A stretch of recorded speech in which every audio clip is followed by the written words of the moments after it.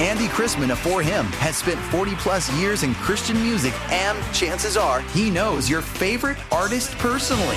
Now he's bringing you their stories. I'm Andy Chrisman. In his new podcast, 1 Degree of Andy, he sits down with the voices behind the songs for real, honest, and faith-filled conversations you won't hear anywhere else. That's a great question. If you love Christian music, this is your backstage pass. The 1 Degree of Andy podcast. Listen now to 1 Degree of Andy wherever you get your podcasts.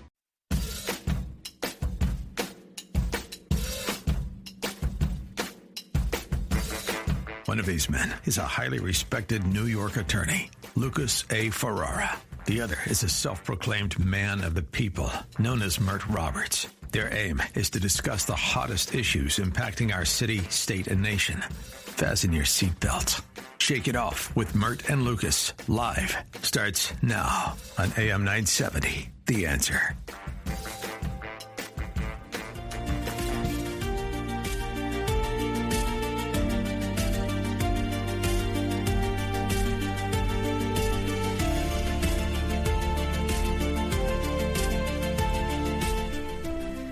Wow, that's powerful stuff, Alex. What's the name of that one? All right, this is called Jesus My Joy by Adi Kivich.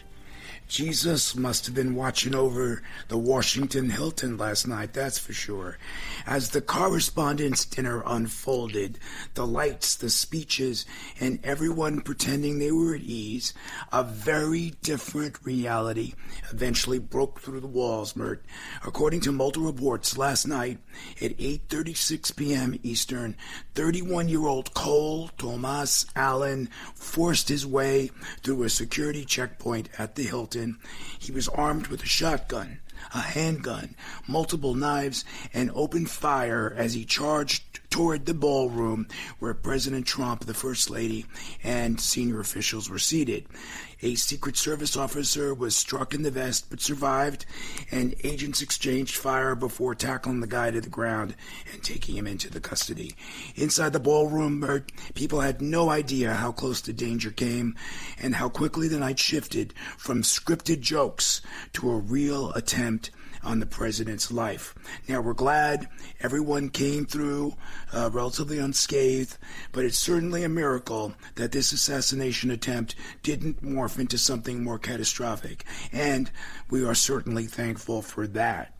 But do you think the guy was lucky, Mert, or would you call it a miracle?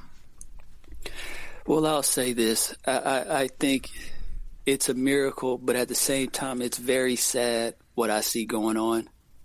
You know, when I think about how many close calls the president has had, it makes me think about the team he has around him, and are they doing their jobs correctly? Because if you think about it, there's never a shortage of crazy people out there. That's for sure. But that's for sure. But what I'm noticing is, and I wish I could speak to Trump, I wish I could get close to him and say, you know what, we need to start looking at your team and do they really support you or not? Because I think from within there is some inconsistency, some weaknesses, some flaws in how the Trump administration is handling security, because we keep having issues with the Trump administration and his security. So it makes me think that somebody's dropping the ball on his team. I wish I could get into his inner circle and figure out who it is, because it's not. Not a coincidence. So it's not a coincidence. So you're blaming the victim? Come on, that's not the right approach. I think it's the rhetoric, it's the nasty rhetoric from Democrats in particular that are fueling the flames, fueling the fire here, and it's impacting those that are vulnerable. This guy clearly, it was on the spectrum allegedly. This guy clearly has issues, and they found a manifesto, among other things, according to media reports, and there's rumbling in there and anti-Christian stuff in there and anti-Trump stuff in there. The guy clearly had problems. Well, before you move on, let me say this before you move on. I hear everything you're saying about the rhetoric and all that stuff, but we've always had extreme rhetoric, and presidents, Republican and Democrat, have always done a good job of keeping crazy people on the outskirts and away from them. it happens that this president is allowing crazy people to get close to him. So I'm not blaming Trump. I'm saying, Trump, you need to take a better look at your inner circle and your security team, because rhetoric will always be extreme. You can't police that, not in this country. How about if the Dems approve funding for the Homeland Security and stop the games they're playing, holding the money for Secret Service? How about if they stop with this litigation over the ballroom so that Trump can have a secure facility on White House grounds? There are a lot of things people can point to. You can't blame Trump exclusively. Do I think that there were problems with security? Maybe, because look, before we went on air, we were talking about how the Hilton, from what I'm reading, the entire facility wasn't secure. People could enter and exit the hotel. They didn't have to go through magnetometers. It was only if they were going to a specific part of the hotel. That I don't know if it was the smartest move, Alex. I mean, what was your view on this before you move on? First of all, he was allowed to load up the rifle in the hotel, and no one except, I believe, like a hotel employee noticed. It's very strange that Secret Service, though they did their job in the end, how did it get to that point? And I think that's the big question now. And you're right, Mert, the security lapse to let him even go into the hotel and load a gun feet away from the president. I know it was in another room, but it still feels like it was feet away. It was close. I feel from it was the president. Close too. Yeah, absolutely. Were there lapses? It seems that there were, but the underlying cause is what we're talking about, Mert. And Alex, what you think the president is to be blamed? Okay, so this is going to be very controversial because I know people think Trump says a lot of inflammatory stuff, and he does, but not to the level of 4 assassination attempts against him. He doesn't warrant that against him for what he says. That's what I'm trying to say. You guys, both of you guys, are falling for the same trap that everyone in the Trump administration is falling for, and this is why this stuff keeps happening. When you don't look inward, because you have to look inward, because the problem is coming from within. There's always extreme rhetoric out there. Why is it all of a sudden that these people are able to get close to the president? Obama dealt with it. Bush definitely dealt with it. All the presidents have dealt with it, but all of a sudden, Donald Trump, in the year 2026, is allowing random people to get close to him in possibly deadly situations. This is not an issue about how people are speaking. This is an issue with security, and it stops there. No, but I don't recall, and Alex, you can chime in, the kind of rhetoric, this is the level of rhetoric, calling him a Nazi. Basically, or what did Maxine Waters say? Hit him low or something like that. Yeah, they all say this stuff. Yeah, I've heard people say worse things about Bush. Let's stop the king. I've heard people say worse things about Bush and Reagan. And Reagan, he suffered, and after that, they boosted security around him because they learned a valuable lesson. Both Bushes were criticized heavily, so I'm not trying to hear any of what you guys are saying. To Mert's point, they had a guy. We were on the air when that other guy got arrested for being yards away from him on the golf course. How does that happen? How is he allowed to canvass the whole area outside the Trump golf course? Well, it's a big piece of property. It's very expansive. Golf courses are large, as you know. He knew exactly where he was. That's the strange part about that. They have golf courses just for the presidents to play at, but you want to play on your own private golf course, and then you want to wonder why things are happening. This is what I mean by you have to look from within instead of trying to blame rhetoric, because free speech, it's a double-edged sword. Amen. You can't take it away. Okay. Well, we only have a few minutes left, and what I really wanted to talk about briefly was this other story that developed a couple of weeks ago on April 13th, and this bothered me. President Trump posted an AI-generated image of himself looking like Jesus Christ. Now, he had a white robe. He had a glowing hand. There was a man on a hospital bed. There were flags, eagles. It was a whole divine patriotic mashup. Now, it goes up on Truth Social. It explodes, and then it disappears. And when reporters asked Trump about it, he said, quote, and I thought this was weird, "It's supposed to be me as a doctor making people better, and I do make people better." Well, folks, we can't make this up. But the question is, what does it mean? Is it Trump being Trump? Is it a wink to the base? Is it a cultural cry for help? Or is it something deeper? Now, we're going to unpack it in the few minutes we have left. But let me start by asking my friend Mert this. Do you think Trump is a modern-day Jesus, or is he delusional? Listen, I don't know why you asked me that question before you let me respond to him actually putting the picture up, because I don't have a problem with him putting the picture up. Of himself as Jesus? You don't have a problem with that? I mean, everybody wants to act like they're so sensitive and all this stuff, which is okay. I get it. But then when we start to try to restrict people from doing things, then they want to cry free speech. So it's like all you people out there complaining about Trump are the issue. I don't have a problem with Trump. I have a problem with all you people out there who want to cry and whine because Trump posted a picture of him being Jesus. You don't have to pay attention. Okay? How is that okay? Some would view it as blasphemy. I don't hear nobody saying anything. I don't hear nobody saying anything about Kanye West when he does that. I see white people cheering him on. Oh my God, he's so creative. But then Trump does it, and now I'm hearing the same people. I'm hearing the same people who applaud Kanye go against Trump, and I see the hypocrisy. Lost billions of dollars. He lost a lot of money. No. Stop. He lost it because he criticized Jewish people. He didn't lose it for saying Jesus walk or he is Jesus. He didn't lose anything for that. He lost it for his derogatory comments about Jewish people. However, so I'll say this. You're saying you get a free pass if you attack Jesus. Is that what you're saying? Well, if you're saying that you're Jesus, you're not attacking. That doesn't make it right. That doesn't make it right. You're not. He's not attacking Jesus. He's just saying, "I'm Jesus." Well, okay. So that's not an attack. You're basically saying, "I'm the Lord and I'm the Savior." Basically negating what the real Lord and Savior did and sacrificed His life for us. I'm not following.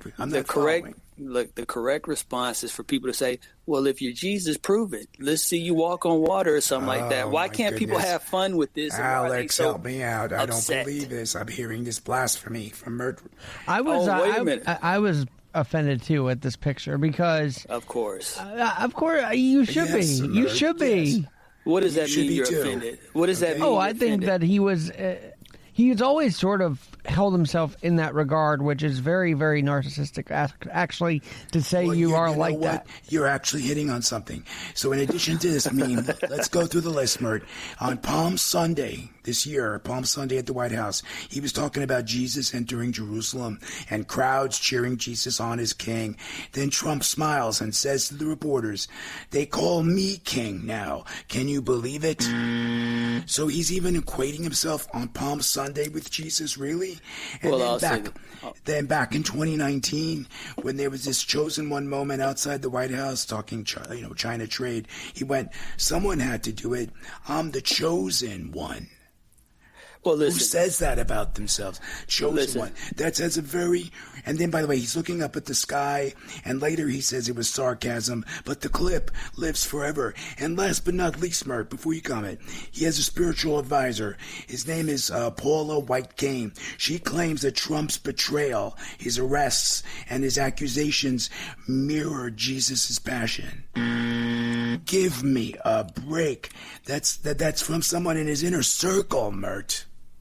Well, I'll say this, and I didn't vote for Trump, wouldn't vote for Trump, but I don't hate the guy. We're talking about his Jesus moment.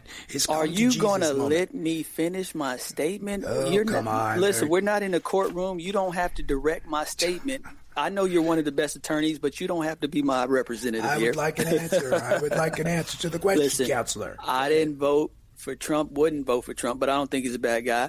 But what I think is happening here is people are starting to turn on Trump because they realize he's not going to be in office too much longer. And I see Alex and I see you turning on Trump as we speak, because I think a couple years ago, you guys would have been like, you know what, it's just a joke. But now that you see the writing on the wall, you two are jumping off that Trump train because you realize it's coming into an end. And I think a lot of people are having the same reaction. We're just being fair. We're just being fair, and we're observing things that I can't speak for Alex, that I think were insensitive and a mistake. To say I am Jesus, or in effect put up a meme equating myself with Jesus, I think that that's darn crazy. Alex, what do you think? I mean, look, I think it's crazy too. And Mert, I'm not going to re-air what I said last night on my own pod because then Lucas will be upset with me. But I do think if he loses the midterms, I'm making this bold prediction, he will resign. Last night he called this a dangerous profession. He's been dealt with all this assassination attempts. He's been dealing with all this criticism. He looks tired. If he loses the midterms, he might resign. That's what I'm thinking. Trump, oh, come on, Alex. What planet are you on? There is no way that man would resign, okay? He thinks he's God. There's no way he's going to resign. In fact, there are rumors he wants to run again or somehow stay in power. This man is not going to resign, Alex. Well, that's not going to happen because you guys are turning on him. I mean, I'm not surprised. turning on him. You know what? Surprised. We can be objective and we can criticize the president when the president makes mistakes. Also, Lucas has called him out on other things before, Mert. I don't know if you what? I don't remember but him Mert calling can't him be out. objective. Mert can't be fair or objective. I don't remember Lucas calling him out on anything. So I don't know what you're talking about. I don't know. Can you give me an example? That is a lie. My folks at home, all you have to do is play past shows. Come on. Really, that's not fair. So, look, here's the argument. Is it idolatry? Jesus healing the sick is sacred in some circles. Putting Trump in that pose is sacrilege. It trivializes the gospel, right? Palm Sunday isn't it's not a campaign metaphor. It's the beginning of the Passion of Christ. And by the way, just in case anybody's wondering, Trump's life didn't match that of Christ. I mean, Trump was married 3 times. Oh, my. I can't believe you. Profanity. He has business scandals. That's ego. That's not humility, as even Alex said. Shocked. He is far from Christ-like. I am shocked at your commentary. I am shocked at your commentary because this is what I'm talking about. If I was Trump or I was advising Trump, I would say, listen, they're starting to turn on you.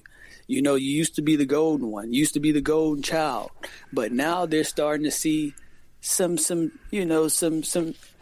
blemishes, some faults, and now they're starting to pull away from you. And if you're not careful, Trump, your last couple years in office are going to be spent making your life miserable. You just had this little event with this, once again, attempted assassination that got close to you.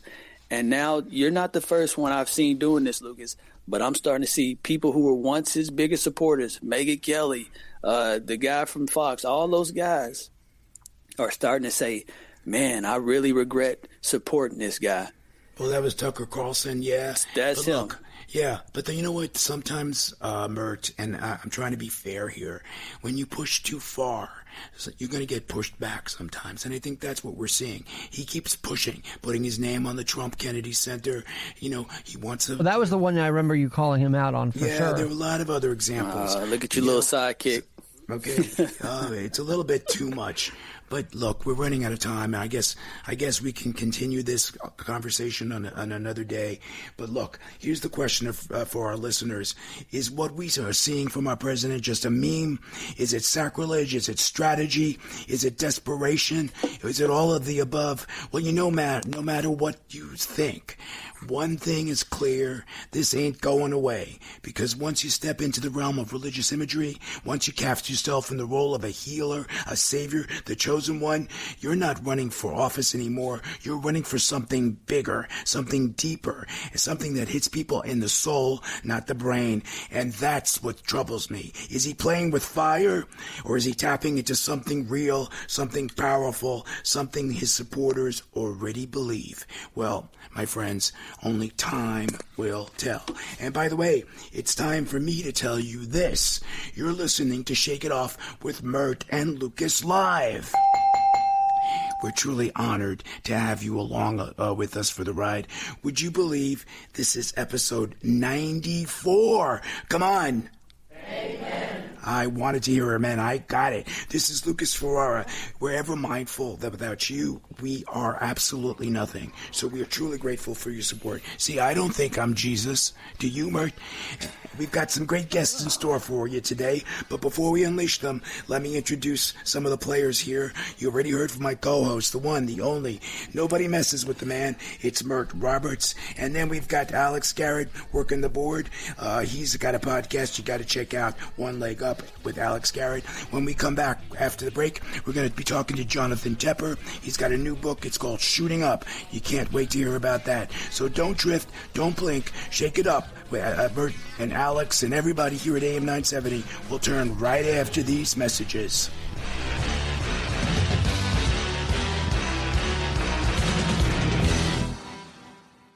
Born on America's darkest day of September 11th, the Tunnel to Towers Foundation has been helping America's heroes ever since. Heroes like NYPD officer Pedro Garcia, a 25-year veteran who answered the call in the aftermath of 9/11. Pedro spent many days in the search and recovery efforts at Ground Zero. He bravely battled a 9/11-related illness that ultimately took his life. He is survived by his loving wife, Yvonne, and their children, who remember him as a man who cared deeply for others and always had a story to tell. The Tunnel to Towers Foundation honored Pedro by paying off his family's mortgage through their Fallen First Responder Home program. Please help more families like the Garcia family. Your donation today brings hope and stability to those who gave everything in service to our communities and our country. Donate $11 a month. Go to T2T.org. That's T2T.org.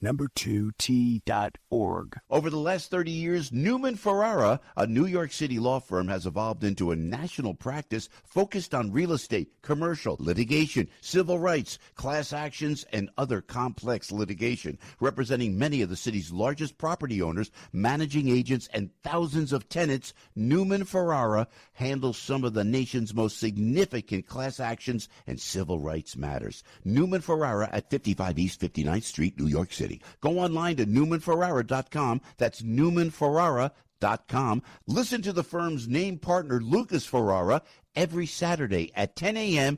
on Dottie Herman's longest-running real estate radio program, Eye on Real Estate on AM 970. A real estate lawyer for 35 years, Lucas is a professor at New York Law School and is also a published author with books on real estate and New York's landlord-tenant law. Tune in Saturdays at 10 a.m. to hear Lucas's unique perspective and advice on Eye on Real Estate. We can tell you about the incredible success we bring to local businesses, but it's better when it comes directly from our satisfied clients. Here's just one example. After searching for a new vendor to handle my search marketing campaign, I contacted Salem Surround after seeing the great work they did for another restoration company in the different market.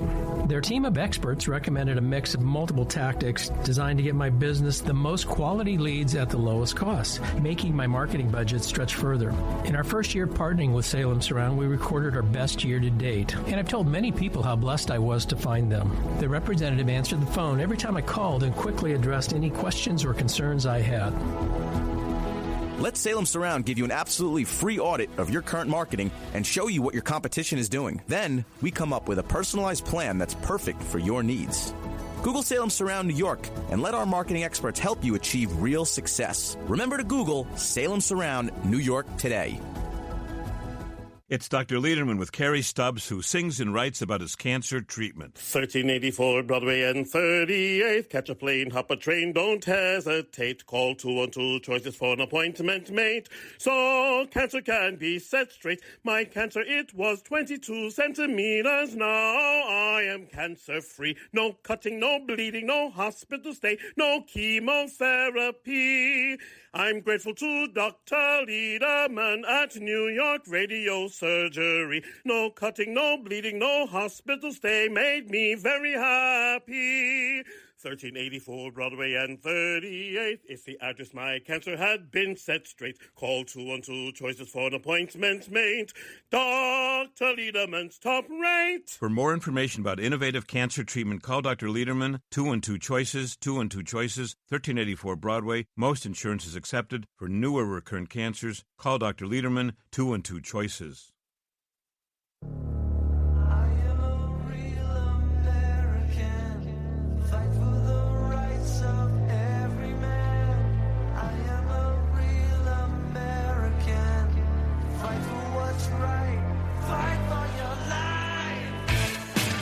Welcome back to Shake It Off with Mert and Lucas, live on AM 970, The Answer.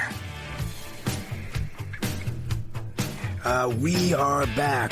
Our next guest is supposed to be Jonathan Tepper, but I hear we're having some difficulty reaching him. Alex, where are we? Well, I have to call the Bahamas to try and get him, so we're trying right now. Let's see. What's taking you so long? You're usually pretty good at this. I don't know. It's one of those international You can't numbers. blame him. The guy know when the interview is. How you going to blame Alex? It's not his right. fault. I mean, come on. It's one of those international things, so. Okay. Well, we'll keep trying for you, Lucas. All right, so in the meantime, let's continue our conversation then. This shows you folks, so it's a live show, so things happen. You seem kind of nervous. Yeah, I am a little nervous because I wasn't expecting it. Right. Let's talk a little bit about back to Trump and, this Jesus stuff. Now, in the last couple of weeks, he's also been feuding with the Pope. You've been hearing about that? Yeah, I've heard about that, yes. Here's his quote. Trump said about Pope Leo that the Pope is, here's a quote, weak on crime and terrible for foreign policy. He's a very liberal person, and he's a man that doesn't believe in stopping crime. That was the first quote. Then he doubled down and said, we don't want a pope that says crime is okay in our cities. Now, do you have a problem with that statement, Mert? Well, I don't have a problem with it because he's not speaking to me. He's speaking to his audience. But it's clear, and I want everybody out there to pay attention to this, because if I could take bets on this, I would right now. But I can see it coming like a big train, and I'm on the tracks.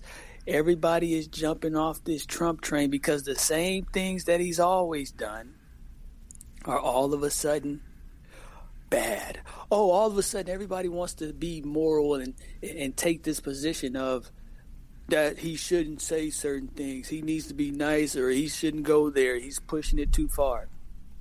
Where were you individuals at when he was saying stuff like, oh, I don't know, he could shoot somebody on the street and everybody watches it and sees it and he could get away with it? Well, Where that's were right. you He said about that on Fifth Avenue. I remember that. Yeah. Where was everybody at then? Because that's taking a life. That's worse than everything else he said. He's actually talking about committing murder and getting away with it because of how popular and how much people love him. And nobody had a problem with that. With the fight? What does that have to do with this fight with Pope Leo, which is what we're... Well, I understand why you don't get what I'm saying, because you're struggling right now. I see it's a struggle for you because you are having to get off the Trump train, so you don't want to see my point. Oh my goodness! Because you're a very smart man, but I see even you are having a hard time. Okay, so what's your point? Because I can't be alone in not following what you're saying. Well, you are alone, but the point is this: Trump has always went against people who didn't agree with him in totality. Okay. That's right. And all of a sudden, it's a problem. All of a sudden, everybody wants him to be this, oh, why don't you be more agreeable? Why don't you be a more fair type of person, when he's never been that? And I see all the MAGA people, or the people who are outside supporters, not really MAGA, but outside supporters, starting to pull away. And it's just... I wish I could talk to Trump, because I'm not a Trump supporter. I didn't vote for Trump, but I wish I could talk to him and say, Trump, people are leaving you, man. You better be very careful. I see how they do people in this country when they don't like you anymore. And the same thing can happen to you. And it's happening right in front of your face. The people are fleeing in droves. And Lucas Ferrara he's no different. Now he's criticizing. It's not that I'm fleeing. I just call the emperor out when the emperor has no clothes. And when it comes to this Pope stuff, look, I don't think the Pope is free of guilt here. We'll talk about that in a minute.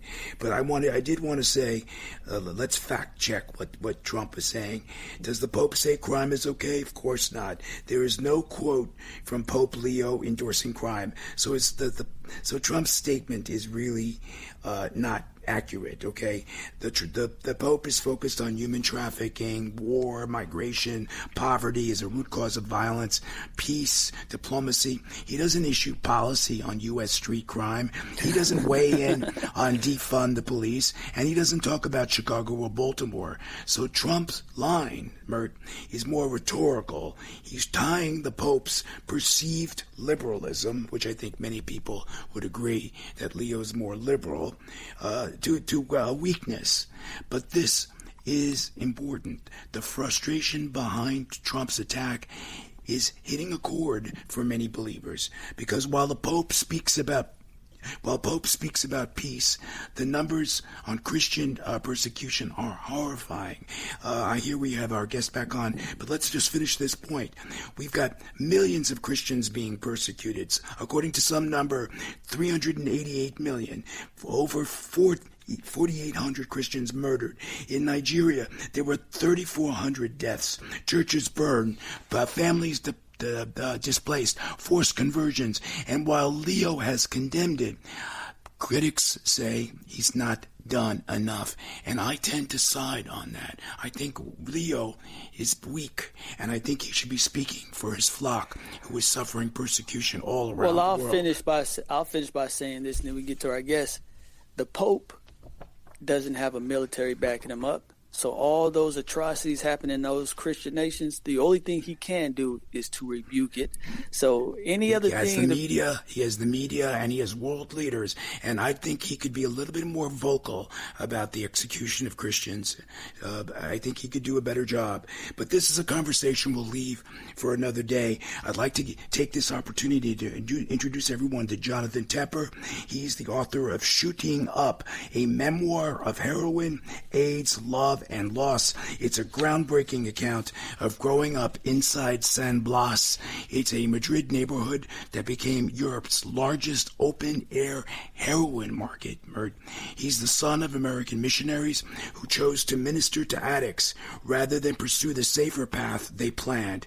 And Tepper spent his childhood among people society ignored, walking through fields of discarded needles, witnessing the early AIDS epidemic up close, and learning about dignity, suffering, and compassion from the addicts and families who shaped his world. His memoir blends reporting, history, and lived experience to document a hidden chapter of Spain's drug crisis, the culture, the violence, the faith, the failures of recovery, and the humanity of people too often reduced to stereotypes. He's a Rhodes Scholar whose intellectual life was forged at the refuge of books. Tepper brings rare insight into addiction, grief, and resilience, and offers a story that resonates deeply in an era still grappling with opioid devastation. Welcome to the program, Jonathan. Well, thank you so much for having me. It's a pleasure. It's great to have you, my friend. We only have a few minutes before we go to a break, but we'll resume our discussion after the commercials. Now, you grew up in San Blas, which is a neighborhood many Spaniards feared to enter. What's the first image that comes to mind when you think of that place as a child? The first thing that comes to mind is going out with my parents to the streets to meet the addicts when we arrived. And my parents wanted to work with university students, but almost none had any interest. And my parents just decided to help the people in the neighborhood around them that needed help. And there were heroin addicts absolutely everywhere. So it's wandering the streets would probably be my first memory. Wow. Now, as you said, your parents initially went to Madrid to work with university students, but ended up ministering to heroin addicts. Do you remember the moment that you realized your family's life had taken a very different turn? I think like when you're a missionary kid, you basically sign up for whatever journey your parents want to take you on. You know, they get to decide where you live or what you'll do, and so I can't say there was like one moment that really changed everything, but I do remember them telling us that, you know, we needed to start a drug rehab center among the heroin addicts. So it wasn't just about, you know, helping them, sending them off to other rehabs, you know, particularly outside of Madrid. There was almost no help in Madrid. And you know, that conversation was certainly a turning point. And then I think another big turning point, certainly that I remember very vividly, and I have in the book, is when my parents sat us down to tell us about the HIV virus. Wow. And what was your thought about that? Because many adults couldn't comprehend the HIV virus. Yeah, well, I think that at the time it didn't really sort of mean that much. I knew that it was very, very dangerous, and it meant that people around us, might have the virus. And at the time, very few people were actually getting tested for it. The test had just come out. But I clearly knew that, there was something different about our friends. And Jonathan, we have to take a quick commercial break. Hold your thought. But folks, have no fear. When we return, Jonathan Tepper will rejoin us. Find out more about Jonathan and his book. Visit jonathan-tepper.com. You'll find his book shooting up on Amazon and wherever books are sold. Now, if you thought your neighborhood was wild, Jonathan Tepper just reset the scale. Catch your breath. He returns as soon as we clear this break.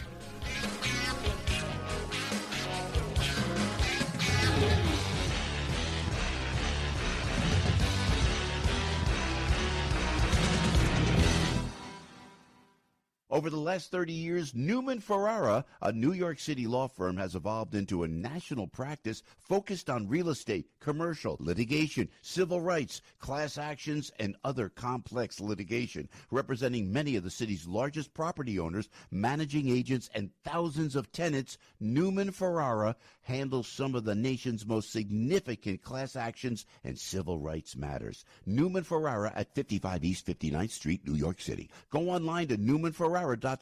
That's newmanferrara.com. Listen to the firm's name partner, Lucas Ferrara, every Saturday at 10 a.m. on Dottie Herman's longest-running real estate radio program, Eye on Real Estate, on AM 970. A real estate lawyer for 35 years, Lucas is a professor at New York Law School and is also a published author with books on real estate and New York's landlord-tenant law. Tune in Saturdays at 10 a.m. to hear Lucas's unique perspective and advice on Eye on Real Estate. And now it's time for the Cat's Corner. This is John Katsimatidis. Leadership matters. Two types of leadership, whether you're in politics or whether you're in the corporate world. If you're in politics, there's a great divide between Democrats and Republicans. I remember the days when Newt Gingrich and Bill Clinton, they didn't like each other, but they sat around the table and they made peace with each other. Ronald Reagan, Tip O'Neill, they didn't like each other. But at the end of the day, they sat down around a round table, and guess what? They made a deal that was good for America. So I call upon all politicians, common sense, no nonsense. Leaders in the corporate world have to find out and know what's going on, whether they're there or not there. There's an old Greek expression, don't let the violin play behind your back. Leaders don't shut doors. They make sure the door is open and always know what's going on the other side of the office. Leadership matters. I'm John Katsimatidis, and that's your Cat's Corner. Join John Katsimatidis on Cats and Cosby weeknights at 5 and the Cats Roundtable Sunday mornings 8 to 10 on AM 970, The Answer. Hi, it's Joe Piscopo. Have you heard what is being said about gold and silver? Jamie Dimon just said gold can easily go to $5,000 to $10,000. Bank of America's strategist Michael Harnett said $6,000 gold in the spring. And now multiple reports are noting a historic squeeze in the physical silver market, which is why silver has been outperforming gold this year. Yet both are significantly outperforming the U.S. stock indexes. This is why many people are calling my friends at Landmark Capital. When you call, you get a free information packet about gold and silver. If you have a 401k or IRA, you will also learn how to take advantage of physical gold and silver in your retirement without a tax liability. Give Landmark Capital a call today at 844-604-2575. That's 844-604-2575 or landmarkgold.com. That's landmarkgold.com. Picture warm Gulf breezes, turquoise waters, white sand beaches. Now, add evenings of conversation with Salem Media's Mike Gallagher, Scott Jennings, Larry O'Connor, and Jennifer Horn. This November, sail from Fort Lauderdale to the Bahamas, Jamaica, the Cayman Islands, and Mexico on a 7-day journey built for those who love this country. Book your cabin today when you text the word cruise to 94878. Celebrate America's 250th anniversary the right way on the Gulf of America Cruise. Book your cabin now. Text the word cruise to 94878. Want more AM 970 The Answer? Go to am970theanswer.com to listen live. Tune in to podcasts from the shows you missed anytime you want. Learn more about our advertisers. Join the AM 970 fan club and sign up for events. am970theanswer.com. AM 970 The Answer.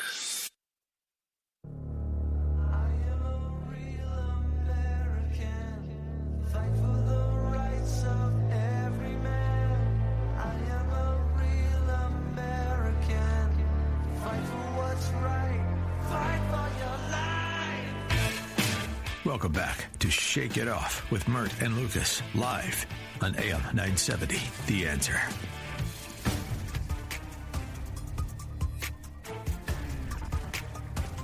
Jonathan Tepper is the author of Shooting Up, a memoir of heroin, AIDS, love, and loss, a searing account of growing up inside San Blas, the Madrid neighborhood that became Europe's largest open-air heroin market.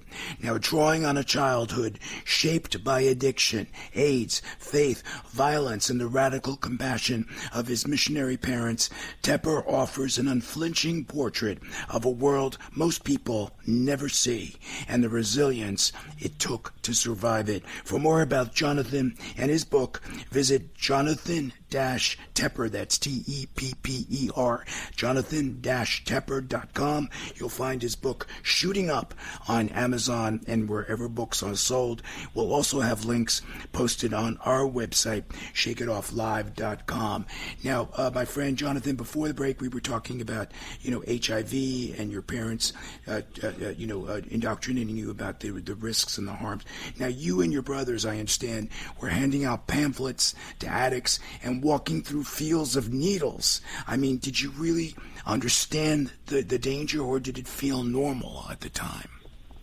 I think it felt normal because it was sort of what we had grown up with. My parents took us to Spain when I was 7.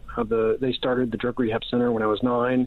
So a lot of the men in the program, and then they started a women's center too, so women became like older brothers and sisters to us.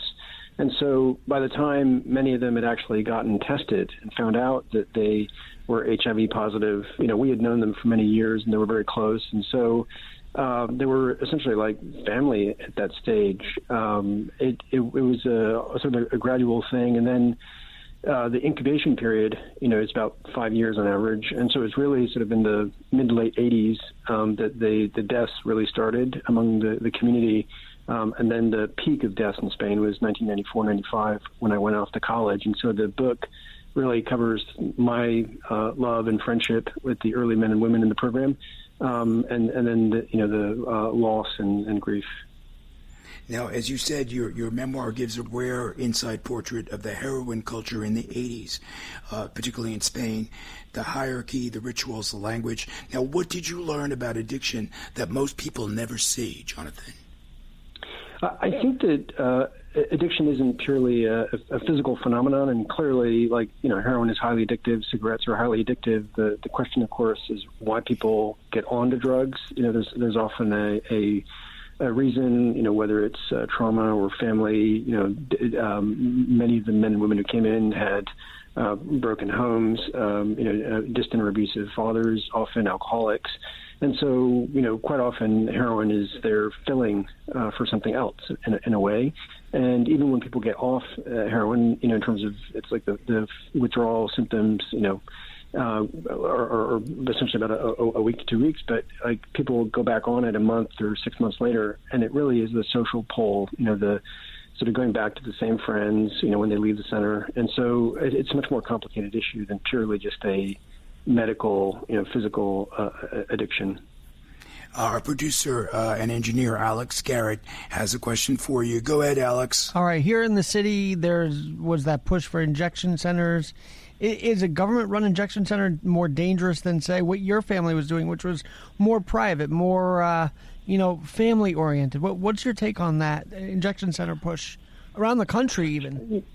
Yeah, so in Spain in the 80s, there wasn't any real help, and my parents and a few other Christian groups had basically step in to try to help because there was no help.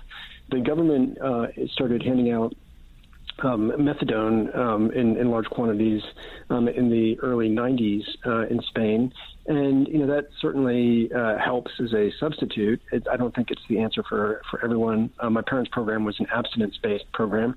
And I think that the more options addicts have, the better. But one of the issues with the methadone is that many people are polydrug users, so they're not just stopping drugs; they're doing methadone plus other drugs. So if it's not done in a supervised control setting, it doesn't necessarily lead to people getting off.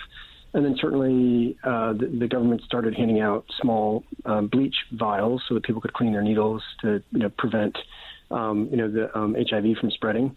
And so I think, to the extent that you can improve health and people aren't contracting, viruses, it's helpful, but, it still doesn't replace, a program that will help people get off drugs for the long term.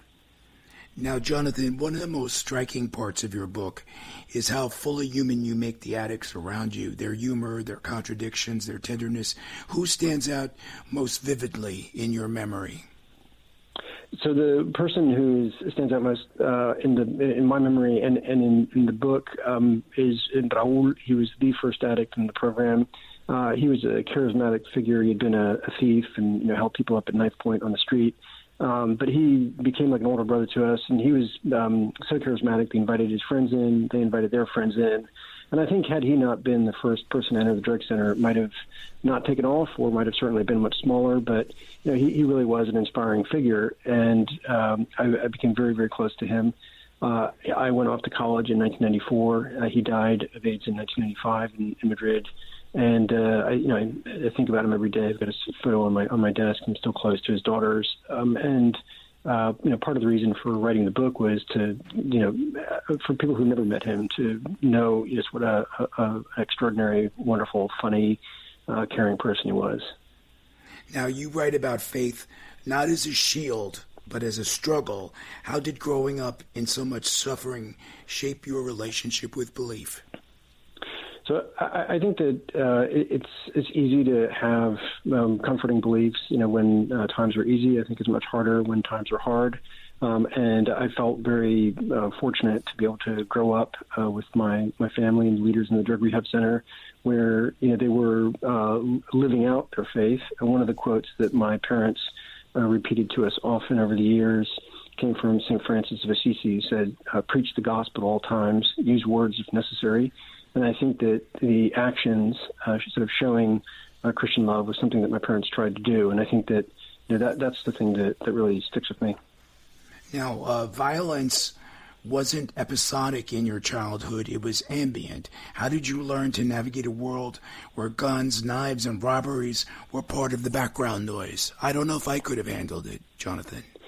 Yeah, well, I mean, I think New York certainly was pretty tough in the 80s too. And I lived in New York, 90s. Jonathan, but I didn't encounter the kind of, the cast of characters and have the kind of experiences that you had. That's for sure.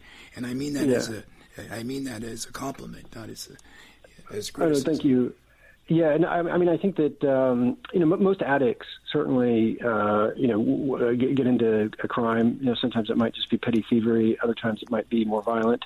But they need money to buy heroin, and so inevitably, I think it tends to lead towards some criminality and violence. And we knew people who had killed their dealers over drugs and things like that. And so it really was something that, growing up in the middle of it, didn't feel that unusual for me and my brothers. It's only later in life, when you start going off to sort of high school and college and talk to people and find out that your friends and others didn't grow up with the same experience, that you realize just how odd, or we realized how odd our childhood was.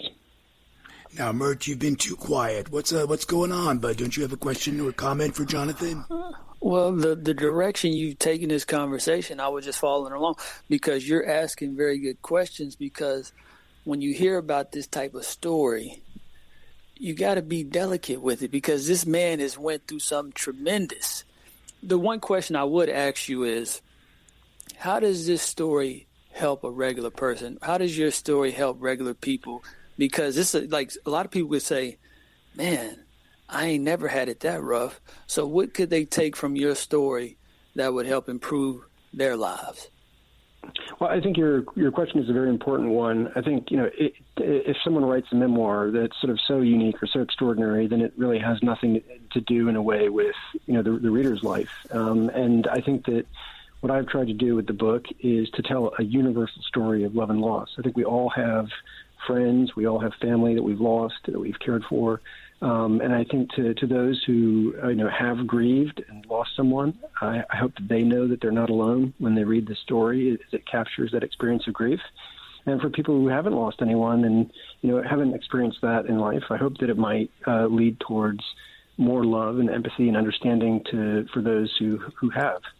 Now, a question that I always am interested in is, how much of this story is actually a part of your everyday life?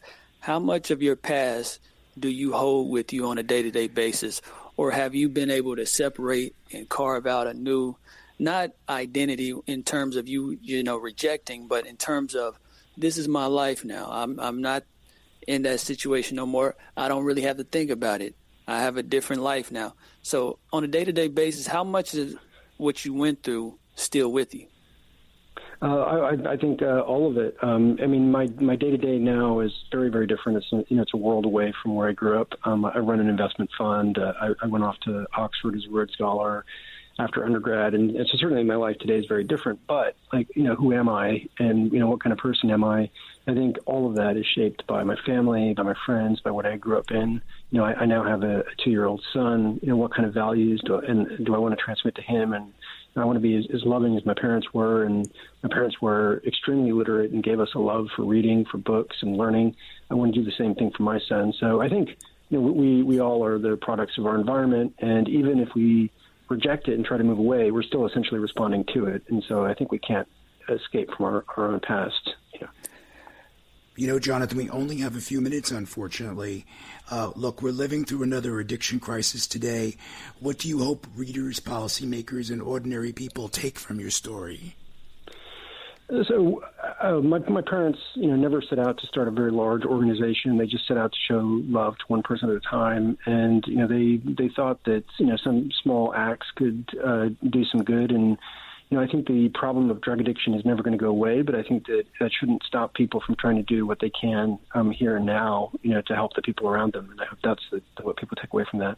Amen. And when you finally left for Spain for university in America, did you feel relief, guilt, or something more complicated? I really missed home. I missed Madrid. I missed my friends. I felt a bit displaced, and I didn't know if I would see some of my friends again. And in fact, I didn't see many of my friends again. I wasn't able to see them before they died in the hospital. And that sort of sticks with me. And my undergraduate years, I don't think I really enjoyed them probably as much as I could have in the way that most people enjoy their undergraduate years. And I was very withdrawn and bookish, but I think it was a reaction to just sort of feeling a bit isolated. And why should people buy your book? Do you want to just give us a 1 minute, 1 minute encapsulation why your book is relevant again?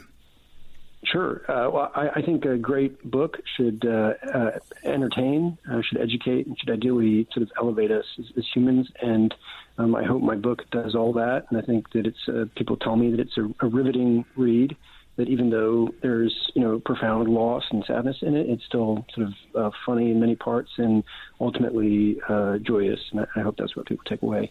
It's a great read. And it's a great read for sure. Jonathan, would you believe we've run out of time?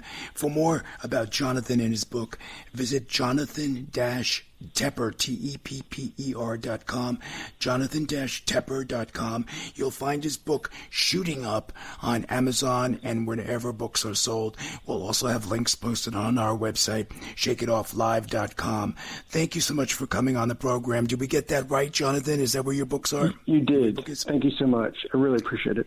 Yeah, thank you for coming on. Next up, Justin Keener. He's the president of Americans for Public Safety, and he's one of the voices trying to cut through the noise on crime and community safety. Justin looks at what actually works, not the politics, not the spin, and focuses on real-world data, real-world results, and what keeps families and neighborhoods safe. But first, we need to take a break, so it's imperative that you come back after the news, at the top of the hour, and suffer through a few commercial messages. But once that's all done, Mert, Alex, and I, along with the rest of the AM 970 team, will be waiting right here for you.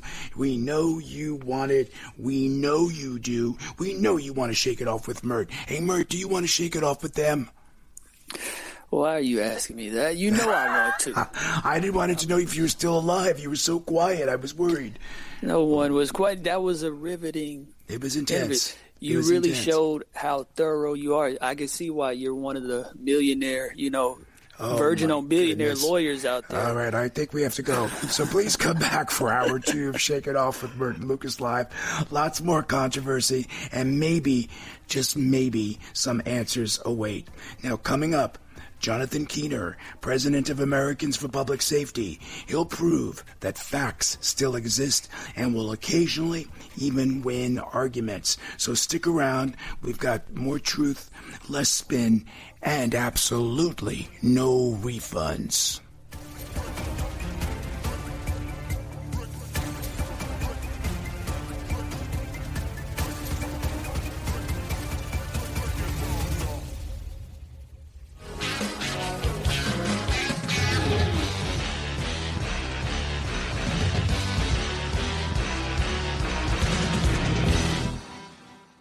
The preceding hour of programming sponsored by Shake It Off Live, LLC.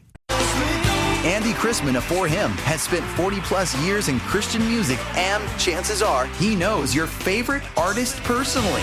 Now he's bringing you their stories. I'm Andy Chrisman. In his new podcast, 1 Degree of Andy, he sits down with the voices behind the songs for real, honest, and faith-filled conversations you won't hear anywhere else. That's a great question. If you love Christian music, this is your backstage pass. The 1 Degree of Andy podcast. Listen now to 1 Degree of Andy wherever you get your podcasts.